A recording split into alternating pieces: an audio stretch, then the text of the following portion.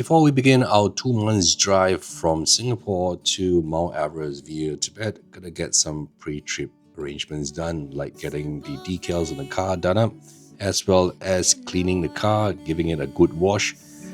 Because as you can see, the amount of luggage that I'm bringing for 5 people, it's gonna be a while before the inside of my car is gonna get clean in any way.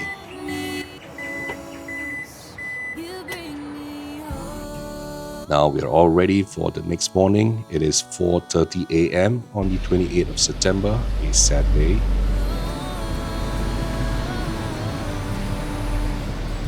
Our very first stop is West Coast McDonald's, where we are going to rendezvous with the first batch of cars that will be following us. You can see we have all sorts of cars. You do not need a fancy SUV to make it to Tibet.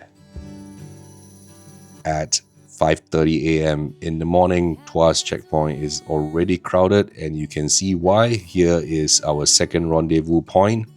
Yes, sir. What? We go to Bangkok first. Bangkok first, You want to go? And we have a whole bunch of cars getting ready to go to Sepang for their track day.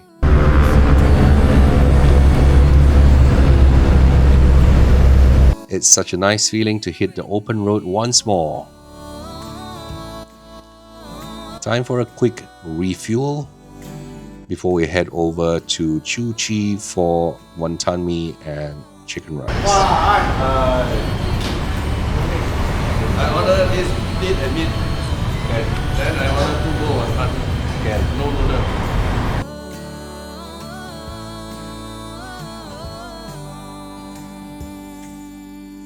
Now that we have a full tummy, we're gonna head towards Ipoh.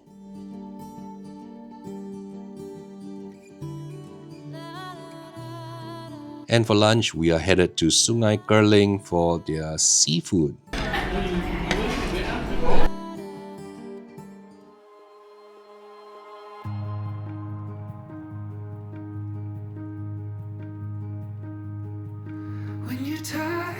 Today is the 29th of September, Sunday, the second day of our journey towards Mount Everest in Tibet from Singapore. And this is the morning where we will check our vehicles and ensure all communication is in order before we head out for a scenic route towards our first petrol refuel.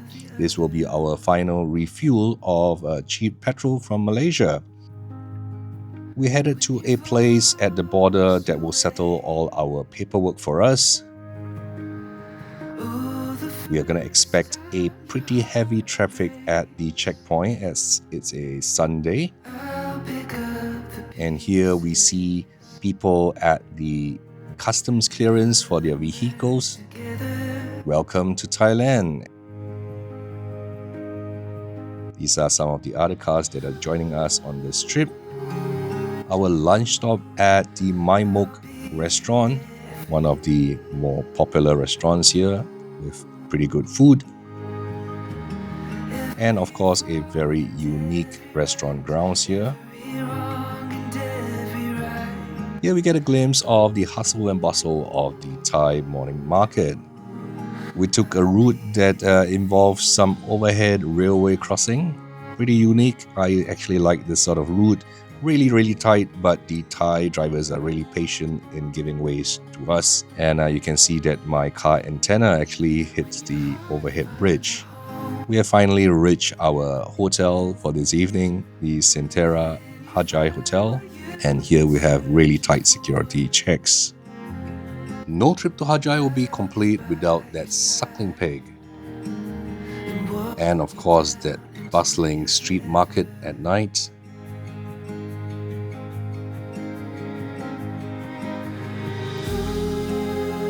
We're headed to a restaurant to sample the suckling pig and a lot of their local delicacies.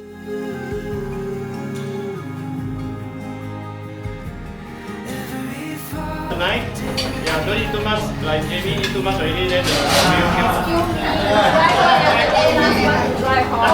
Today marks day 3 of our expedition drive from Singapore to Tibet and Mount Everest. It's going to be a grueling 950 kilometers drive spanning 14 hours today, and in this video you will find out why.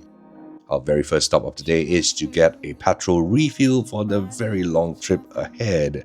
Traffic was heavy on the rural works, and it doesn't help that there was a lot of road works happening. We stopped for lunch at this quaint little restaurant in Champon that is located with the petrol station.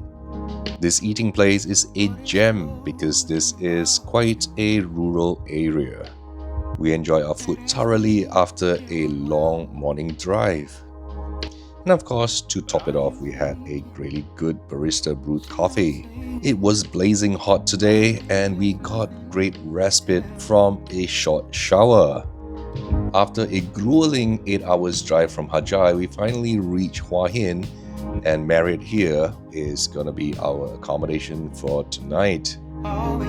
This is one of my favorite places to stay in. As you can see, there are lots of recreational activities for families and your kids.